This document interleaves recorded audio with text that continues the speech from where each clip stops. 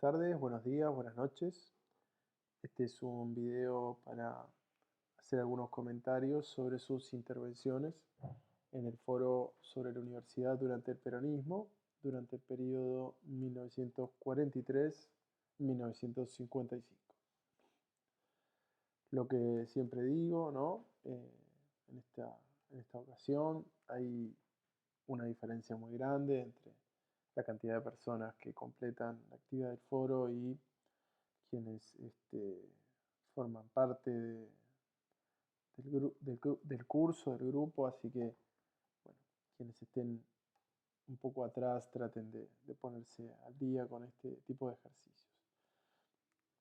En este caso, lo que he observado en términos generales es eh, son mayores dificultades a la hora de responder las preguntas del foro, ¿sí? Eh, en otras ocasiones podíamos decir que la mayoría estaba en términos generales bien rumbeada, pero podíamos hacer algunas acotaciones, algunas diferencias de énfasis, más allá de que había algunos casos donde había algunas confusiones más fuertes. Pero en este caso, la verdad que las intervenciones presentan más dificultades desde el punto de vista de un análisis de lo que dicen los textos eh, y problemas a veces de exposición o de seguir un poco la problemática general, ¿no? El mayor problema que yo encuentro eh, tiene que ver con una desconexión entre las preguntas que se están haciendo, ¿no? Por ejemplo, nosotros hablamos de los motivos del choque entre el peronismo y el reformismo en el terreno universitario, que adquirieron dimensiones inéditas en la historia argentina entre un gobierno y el reformismo universitario. Entonces, bueno, se pregunta sobre eso, la pregunta habla del choque, y luego encontramos que cuando se habla de la politización del reformismo durante el peronismo, eh, se pasa a comentar que en realidad muchos reformistas se hicieron peronistas. Y la verdad que hay una desconexión entre las dos instancias del foro, las dos preguntas del foro, una desconexión que habla sería contradictorio, ¿sí? Lo que estamos eh, preguntando en un caso y lo que se responde en el otro. En realidad, sí, ahí hay un problema de comprensión. Después hay otros problemas que son verdaderamente llamativos en las intervenciones en el foro. eh, por ejemplo, cuando se habla digamos, del choque entre peronismo y reformismo, o cuando se habla de las relaciones entre los universitarios reformistas y el gobierno surgido del golpe de Estado de 1943, nadie ubica allí, perdón, nadie no, hay muy pocos casos donde se habla del lugar que vuelve a tener el catolicismo, la Iglesia Católica, no solo el catolicismo en general, sino la Iglesia Católica en el sistema educativo, en la política educativa y en la política universitaria, en la gestión universitaria. Eh, es muy difícil entender esas diferencias, ese antagonismo realmente que hubo entre el peronismo y el reformismo universitario en el terreno de las universidades, eh, sin mencionar eso. No digo que sea lo único, ni en algunas fases ni siquiera es lo más importante de, esa, de ese enfrentamiento, pero es una diferencia fundante en el año 43 y también cuando llega Perón a ser presidente en el año 46. Sí, después vamos a ver que sí, bueno, más adelante, a principios de la década de 1950, el peronismo y la Iglesia Católica se enfrentan y ahí la situación es distinta. ¿Sí? Pero podemos decir, sin exagerar, ¿sí?, que el catolicismo, la Iglesia Católica, tiene un peso fundamental en la organización de la política universitaria del gobierno de Perón hasta los albores de su ruptura, ¿sí?, entre católicos y peronistas a principios de la década de los 50. Entonces eso ya ahí marca una cuestión importante de cómo son esas relaciones entre el peronismo y el reformismo, que el reformismo es fundamentalmente laico, ¿sí? Una ideología política universitaria eh, donde el carácter laico es parte de los principios fundantes. em, y cuando digo laico, también incluye una porción bastante considerable del reformismo que, además de ser laica, es atea. Es atea, si hay una cuestión muy fuerte, muy marcada, anticlerical en el reformismo universitario. Pensemos también el contexto de las primeras décadas del siglo y las relaciones entre la Iglesia Católica y los gobiernos autoritarios, cuando no fascistas o filofascistas, como el de España, de Franco, ¿no? Entonces esa relación digamos, con el catolicismo eh, es leída, ¿sí? Del catolicismo con el peronismo es leída de una manera muy, muy desfavorable por parte del reformismo, ¿no? Que, como les había comentado en clase, hemos conversado el viernes pasado, hay una transición, una suerte de continuidad entre el anticlericalismo del 18 y los años 20 y demás, que hacia los fines de los 20, los 30 y principios de los 40, ese anticlericalismo va, se va leyendo, se va configurando también como un antifascismo. Entonces ahí es muy importante esa cuestión. Después hay eh, muchos problemas también en términos de las llamadas, los aspectos inéditos sí, inéditos de la política universitaria del peronismo. Hay, una, hay algunos elementos que señalan en general que son parte de lo inédito del peronismo, pero hay otros elementos que no los mencionan y que también son muy importantes. Me atrevería a decir que son los que le dan lugar a lo que ustedes mencionan. ¿Por qué? Porque ustedes mencionan muchas veces, bueno, la masificación universitaria. Eh, Después eso, yo ahí me metería un poco más en temas de detalles cuando vayamos desglosando por pregunta, pero no toman en consideración el hecho de que la mayoría de ustedes, algunos sí, o algunas sí, no toman en consideración el hecho de que para el peronismo la universidad cumple un rol en la producción, en la economía, en la organización nacional. Entonces, de allí se desprende la idea de que te va a haber más estudiantes universitarios. Eh, pero no es por una cuestión de masificar por masificar, sino ni siquiera, bueno, después están las confusiones, ¿no? Que aparecen ahí. La idea, por ejemplo, de que el peronismo, eh, ¿cómo se llama? Impulsaba la participación estudiantil. En realidad el peronismo no impulsaba la participación estudiantil. ¿Sí? El peronismo puede haber impulsado la masificación universitaria, pero no la participación política de los estudiantes. ¿Sí? Los estudiantes, como pasa también con el movimiento obrero, ¿no? La idea es si participan, es una participación subordinada a la conducción del gobierno. No es que hay un espacio donde cada cual participe según sus ideas, sus intereses y se armen agrupaciones. Eso no forma parte de las ideas del peronismo en los 40 y en los 50. ¿Sí? Ahora bien, vamos a ir desglosando un poco algunas las preguntas y haciendo algunas aclaraciones.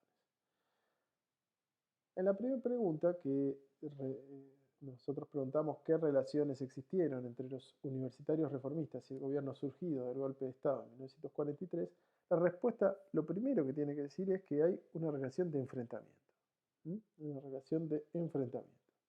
Hay unos primeros días que hay una ilusión de que este golpe de Estado termine con el régimen del fraude patriótico de los años 30 que hemos conversado. Sí, eso dura muy poco. El gobierno, muy rápidamente, el gobierno surgido del 43, es un gobierno que interviene en las universidades, suprime la autonomía, suprime gobierno, eh, y los interventores que designa en varios casos son interventores ultraconservadores, católicos, nacionalistas, que atacan muy fuertemente a la política universitaria anterior e intentan hacer cambios drásticos en el sistema universitario. Si uno se pregunta, bueno, ¿cuáles son esas relaciones? ¿Por qué son así esas relaciones? Bueno, lo que está presente entre el 43 y el 45, 46, depende del momento, es la muy fuerte diferencia de política universitaria y de política general del país y del lugar que ocupa el país en el mundo, ¿sí? Eh, la idea de la neutralidad es muy cuestionada por los universitarios y universitarias. Eh, de hecho, hay muchos actos en solidaridad con los aliados que son atacados por fuerzas estatales, fuerzas represivas estatales, incluso por bandas eh, digamos, armadas desde los sindicatos oficialistas, con varios eventos con muertos, ¿sí? Uno de ellos es el asesinato de Aarón Feijó en el 45, es decir, hay una diferencia muy grande, y en esa diferencia se va tejiendo, como les contaba en la clase, ¿no?, el otro día, se va tejiendo una perspectiva dentro del reformismo que es distinta de la del 18 y que, por ejemplo, promueve la solidaridad panamericana, ¿sí? No latinoamericana, panamericana, incluyendo a los Estados Unidos, ¿no? Pensemos en el contexto de la Segunda Guerra Mundial. También tenemos en la segunda pregunta, ¿no?, ¿en qué aspectos la política universitaria del peronismo resultó inédita en la historia argentina? Bueno, yo creo que lo principal aquí tiene que ver con que el peronismo es el primer gobierno que dice explícitamente para qué existen las universidades en el país, para qué están, para qué las quiere, cómo deberían ser, qué fines deben cumplir. Eh, los otros gobiernos dieron por sentada la existencia de universidades, eh, pero eso no se tradujo a una formulación legal nueva, ¿sí? Eso es lo primero. Y esos objetivos tienen que ver con la construcción de un país eh, en la época de la guerra total. Un país que tenga una posibilidad de integrar todas sus instancias económicas, políticas, institucionales, culturales, ¿sí?, en un único proyecto que sea capaz de responder a grandes amenazas de potencias muy poderosas, ¿sí? Y para eso es necesario coordinar, obviamente, instancias de la producción con instancias de producción cultural, ideológica, ¿sí? Poder producir una cohesión social. Entonces, en ese sentido, la universidad ocupa un lugar importante como producción, digamos, como productora de técnicos, de profesionales, pero también como productora de una unidad nacional. El otro aspecto que se deriva de eso es que, bueno, durante el peronismo hubo una gran masificación universitaria. Mejor dicho, una triplicación en 10 años de la cantidad de estudiantes universitarios. Esto tiene ahí digamos, sus bemoles, ¿sí?, sus matices, ¿no? Porque en realidad lo que han mostrado la mayoría de los estudios demográficos sobre la estructura universitaria es que quienes accedieron a la universidad no son los obreros, sino que son fundamentalmente las capas medias urbanas de las ciudades, ¿sí? Ese acceso de las capas medias hizo crecer muchísimo, ¿sí? Se triplicó la matrícula y entre el 49 y el 53 hay distintas etapas de implementación de lo que hoy sigue existiendo y esperemos que siga siendo así, obviamente, que es la gratuidad universitaria. Ese es un dato también muy importante, la de la gratuidad, pero es muy difícil atribuir a la gratuidad esa multiplicación. ¿Mm? ¿Por qué? Porque por dos motivos. Primero que eso se fue implementando en sucesivas fases y recién sobre el final del peronismo, que fue derrocado en el 55 con un golpe de Estado, tenemos gratuidad muy poco antes. Ese es el primer dato. Y el segundo es que la trayectoria de la matrícula universitaria en Argentina es muy comparable a la trayectoria de la matrícula universitaria en muchos otros países durante estos años, muchos otros países de Occidente y de América Latina, donde en algunos casos, como Uruguay, es gratuita, pero en muchos otros casos no. ¿No? Entonces, es decir, también tiene mucho que ver, ¿no? la mejoría de las condiciones de vida de la población asalariada, eh, esa inclusión en el sistema universitario.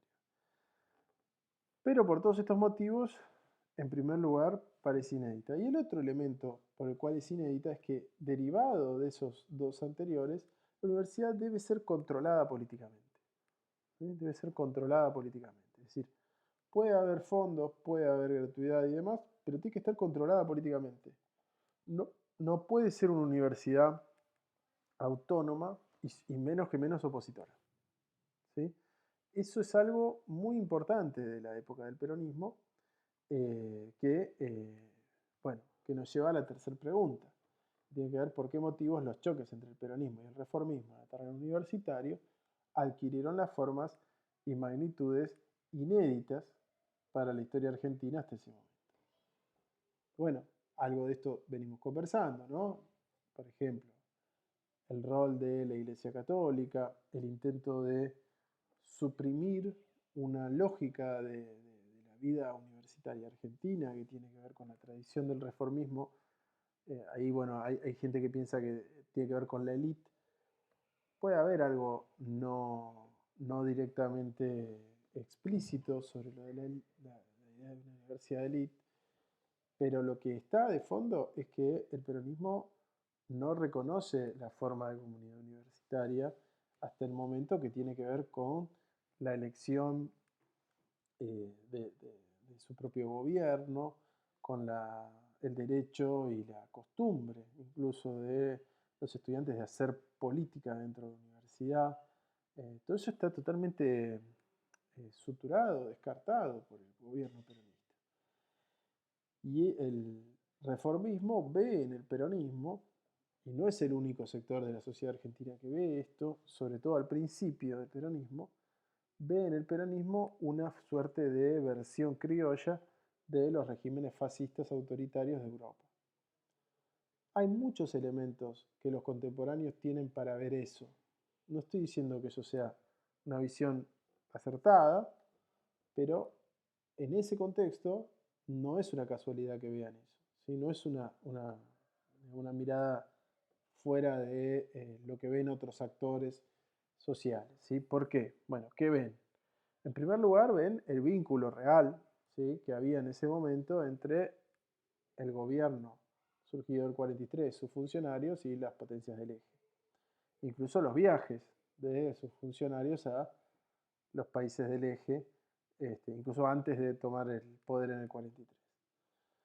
Pero más importante que eso, mucho más importante que eso, es la idea de una destrucción de los sindicatos autónomos formados por los trabajadores y su cooptación o la conversión de esos sindicatos en sindicatos controlados y que respondan a la autoridad estatal.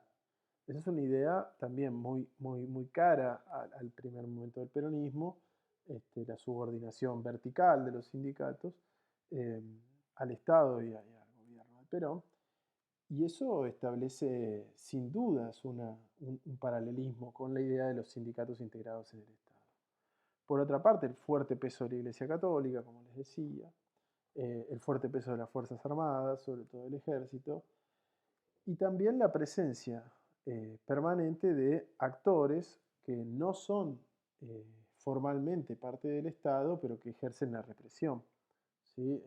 Estamos hablando de, hoy lo vemos mucho con los barra bravas que van a golpear en algún conflicto gremial y demás, pero esa forma en ese contexto, y sobre todo la reactividad del gobierno del 43 y primero Perón a tener algún tipo de simpatía con los aliados y demás, bueno, nos lleva a pensar que no es algo tirado de los pelos pensar que Perón podía tener que ver con esas tradiciones políticas, ¿sí?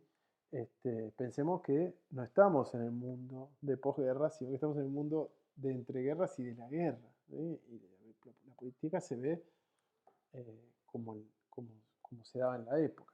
A eso se da el elemento de que Perón ve en los universitarios y en la autonomía universitaria dos cosas. Primero, el germen del desorden, de la subversión, incluso muchas veces lo dicen, del comunismo.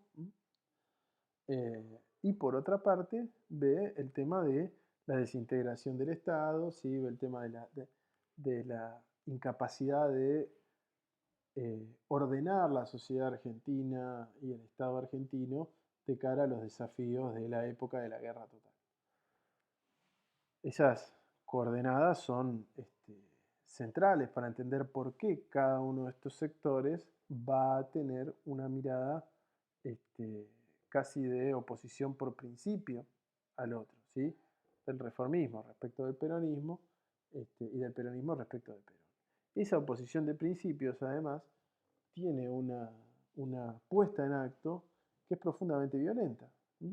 Hay un control permanente en las universidades, hay celadores, hay grupos de empleados que realizan golpizas, que intimidan y demás. Los reformistas forman parte muchas veces de comandos civiles que realizan ataques a unidades básicas del peronismo. Es decir, esa es la tónica no se peleaban por Twitter o por X, como se dice ahora, ¿no? Realmente he tenido esa oposición, una oposición de principio que se llevaba al acto de una manera muy violenta y que hacía muy difícil producir desescaladas, ¿sí? Eh, por eso tiene unas magnitudes inéditas. ¿Qué entendía Ricardo Guardo por la autonomía? Bueno, Ricardo Guardo es un personaje central de la política universitaria del primer peronismo. La ley universitaria del 47 fue redactada por Ricardo Guardo. Y Ricardo Guardo tenía una concepción muy procedimental de la autonomía universitaria. Es decir, las universidades tenían que ser autónomas para el día a día de su actividad académica, pero no podían ser autónomas, por ejemplo, desde el punto de vista de los planes de estudio, desde el punto de vista de las grandes directrices educativas. No podían ser autónomas respecto de sí, los objetivos de la universidad. Las universidades podían ser autónomas exclusivamente en lo que respecta a, bueno, cómo se toman exámenes, cómo se dictan determinadas materias, pero el plan general de la actividad universitaria no podía estar en manos de las universidades, ¿sí? Y esa es una cuestión muy importante porque nos conecta con lo que venimos comentando sobre cómo era la política universitaria del peronismo. ¿Cómo puede periodizarse la política universitaria? Bueno, del peronismo. Eso es clave, ¿no? Comprender un poco los distintos momentos. Porque cuando hablamos de un gobierno que duró casi 10 años y tuvo precedido por cerca de 3 años, donde digamos, Perón formaba parte del gabinete, fue secretario de Trabajo, fue vicepresidente del gobierno desde el 43, surgido del golpe de Estado del 43, bueno, estamos hablando de más de una década y a lo largo de más de una década hubo varios cambios. El primero y más importante tiene que ver con, para poder periodizar, es el corte en relación a la Iglesia Católica. Ese corte, yo podría decirles, ahí hay dos etapas, si uno lo mira desde ese punto de vista. Una etapa que tiene que ver con el momento inicial y hasta principios de los 50, cuando el peronismo, el gobierno del 43 y luego el peronismo, le dan un lugar a la iglesia que tiene que ver con, entre otras cosas, el control de la política educativa y universitaria. A partir de esa pelea empieza otra etapa. Empieza otra etapa que está muy relacionada con eh, bueno, el intento del peronismo de tener una política universitaria propia, ¿sí? Lo cual no es tan sencillo de hacer, ¿sí? Este, porque hasta por algo todos los gobiernos anteriores no habían tenido una política universitaria propia en base a doctrinas, ¿sí? Porque es realmente difícil de, de implementar. Esa es una forma de periodizarlo. Y esa situación, en los últimos años del peronismo hasta el 55, el peronismo intenta construir algo así como una ideología universitaria profundamente nacionalista y despierta, bueno, otro tipo de conflictos, ¿no? Si al principio tenía un conflicto con el reformismo por entre otras cosas, el peso de la Iglesia Católica, luego tiene un conflicto con el peronismo por cierto oscurantismo cultural, por cierta intento de aislar a la Argentina de la producción en el extranjero y así. Esa es una etapa, es una forma. La otra forma que también se puede tomar para periodizar tiene que ver con los ciclos del movimiento estudiantil. Podemos decir que hasta el 47 el movimiento estudiantil está más o menos activo, a partir del 46, 47 empieza a declinar eh, y se reactiva también a principios de los 50, 51, 52, cuando se va activando la oposición más amplia en el conjunto social, ¿sí? Entonces ahí tendríamos también tres fases, hasta el 47, del 47 al 51, 52 y del 52 al 55. Esas son dos formas bastante razonables de periodizar, porque además eh, marcan muy bien esa última etapa del peronismo, donde el peronismo crea la Universidad Obrera Nacional, que es una universidad muy restringida, pero fundamentalmente para obreros, con un tipo de educación eminentemente técnica, profesional, sin el contenido, digamos, humanístico clásico de las universidades profesionalistas o incluso de las emergentes universidades, facultades científicas, ¿sí? Pero es una universidad muy, muy pequeña que está empezando a funcionar a fines del peronismo, ¿no? Ese es un ejemplo. Bueno, después estaba la pregunta en qué sentido y de qué manera se politizó el reformismo universitario ante el peronismo. Bueno, acá hay un lío bárbaro en las respuestas, ¿sí? La respuesta fundamentalmente a partir de lo que nosotros leemos y se conoce sobre el tema, ¿sí? Es que el reformismo universitario hasta el peronismo hacía política en el ámbito de las universidades, en el ámbito de las facultades. Muchas veces una política podía ser muy radicalizada y demás, pero no era una política eh, digamos, que pensara los reformistas que para cambiar algo en las universidades tenía que cambiarse el gobierno. El gobierno estaba así afuera, podía gustarles más o menos, en general no le gustaban los gobiernos a los reformistas, pero eso es un asunto, son cosecha de otro, es harina de otro costal, ¿m? Pero a partir del peronismo, los problemas universitarios empiezan a pensarse de manera sistemática, ¿sí? Que la solución a los problemas universitarios es derrocar al gobierno. Que se termine ese gobierno que además no se lo concibe como un gobierno, se lo concibe como un régimen, es decir, algo que va más allá de un cambio de gobierno. Es decir, hay una forma más general de cómo se organiza la política y la conducción política del Estado, que no es simplemente un funcionario que es presidente y sus ministros, ¿sí? Hay una idea de que es necesario cambiar un régimen político en el país para conquistar o reconquistar, depende qué reformista lo vea, esa situación, esos elementos de la autonomía universitaria, el cogobierno, la política estudiantil y demás, la libertad de cátedra. Ahora, esa politización, es decir, ese imputar a la política nacional la solución a los problemas de la política universitaria, esa politización es una politización dentro del clivaje peronismo-antiperonismo, entendido como un clivaje de la política de las clases dominantes.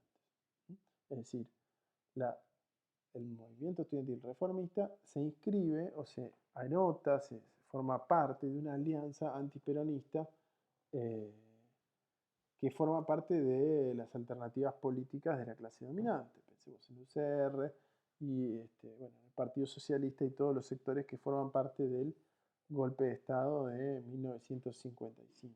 ¿Sí?